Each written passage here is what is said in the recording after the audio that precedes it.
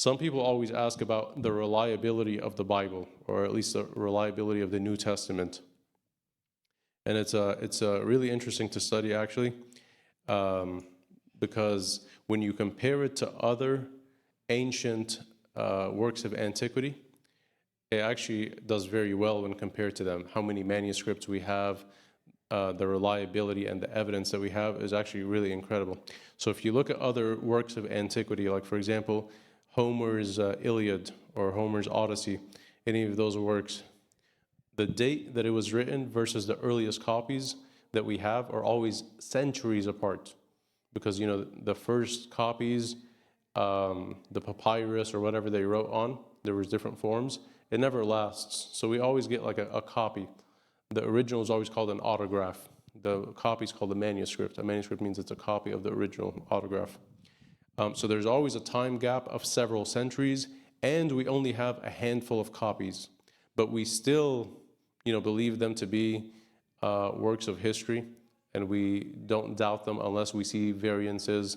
But if you look at almost all of them, if you look at the column before last where it says time gap, 400 years, and then the rest, it's like over 1,000 years between the date that it was written and the earliest copy we have. And the number of copies, the first one, Homer's Iliad, it's unique because we have over 600.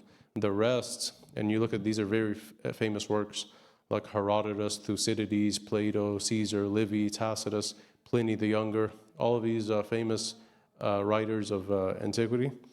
8 copies, and copies, sometimes they're not even full copies, just a partial manuscript that's torn apart and we only have part of it.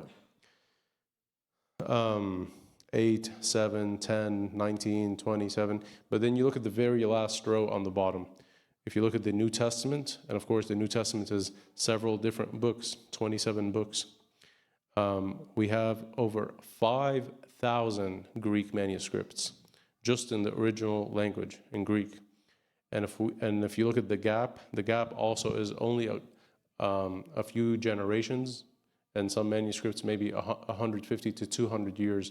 And again, it seems like a long time, but if you compare it to almost everything else from that time period, it's about 1,000 years apart. So 100 years is much, much shorter. And then even if we lost all of the Greek manuscripts, we still have over 10,000 Latin, Coptic, and Syriac manuscripts to be able to reconstruct the entire New Testament. Just from the Greek alone, we can reconstruct the entire New Testament, of course, over and over again. And then we have the Latin, Syriac, and Coptic manuscripts. And even if we lost all of those, so imagine we lost all the Greek, we lost all the Latin, Coptic, and Syriac manuscripts, we would still be able to reconstruct the entire New Testament except for 11 verses, like 99.9% of it, from the writings of the church fathers. And not even all the church fathers, just the ones before the Council of Nicaea, the ante-Nicene church fathers, because they quoted them over and over again.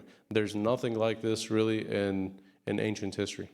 But no one doubts, for example, the existence of like Alexander the Great or any of the ancient people of history. So it's a very reliable text, and there's really no other religion besides Christianity that has something like this.